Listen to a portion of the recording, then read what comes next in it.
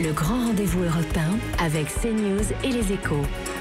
Nicolas Barré, Laurence Ferrari, David Doucan. Le système Parcoursup qui permet d'orienter les lycéens à la fin de leur scolarité, comporte-t-il des biais géographiques? On a tous vu des cas de lycéens de banlieue qui avaient des très très bonnes moyennes au baccalauréat, plus de 19, et puis qui n'ont pas de proposition dans des grands lycées parisiens. Est-ce qu'il y a un biais géographique avec Parcoursup? Non, pas du tout. Il y a un progrès social avec Parcoursup. Simplement, de nouveau, on souligne toujours ce qui ne va pas et on ne montre pas ce qui progresse. Si vous faites la photo, vous pouvez toujours voir quelque chose qui ne va pas, mais si vous faites le film, vous voyez au contraire une progression. Il y a cette année plus d'élèves issus de la périphérie parisienne qui ont des places à Paris que précédemment. Et Parcoursup l'a permis justement en augmentant les quotas. Simplement. Combien précisément? Alors comment vous l'expliquez ces cas-là? Vous dites plus d'élèves on a à peu près doublé, on a passé le cap des 10%. Nicolas. Alors comment vous expliquez ces cas d'élèves qui ont plus de 19 de moyenne au bac et qui n'arrivent pas à trouver de place? Alors d'abord, il faut regarder au cas par cas, parce qu'ils ont dit beaucoup de choses fausses. Regardez, la semaine dernière,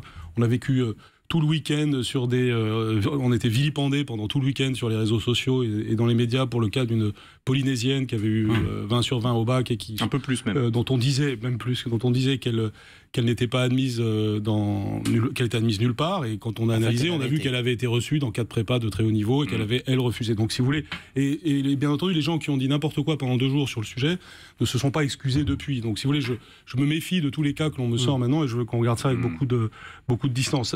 On est bien entendu, Frédéric Vidal et moi, les premiers à dire que tout n'est pas parfait.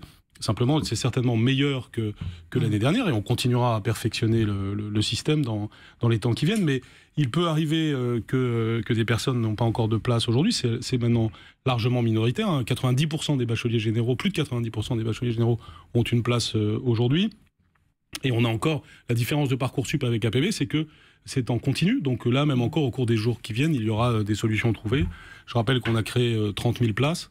Et je rappelle surtout que ce système est beaucoup plus rationnel et beaucoup plus humain que ce qu'il y avait précédemment. Plus rationnel parce que c'est un système avec une meilleure adéquation entre vos désirs et vos capacités et les offres qui existent, d'une part.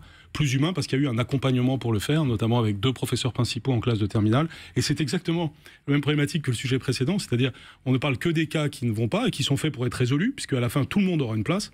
Et par contre, on ne parle pas de... Il y a certainement des gens qui nous entendent qui ont connu de bonnes expériences de Parcoursup. Le grand rendez-vous européen avec CNews et les Échos.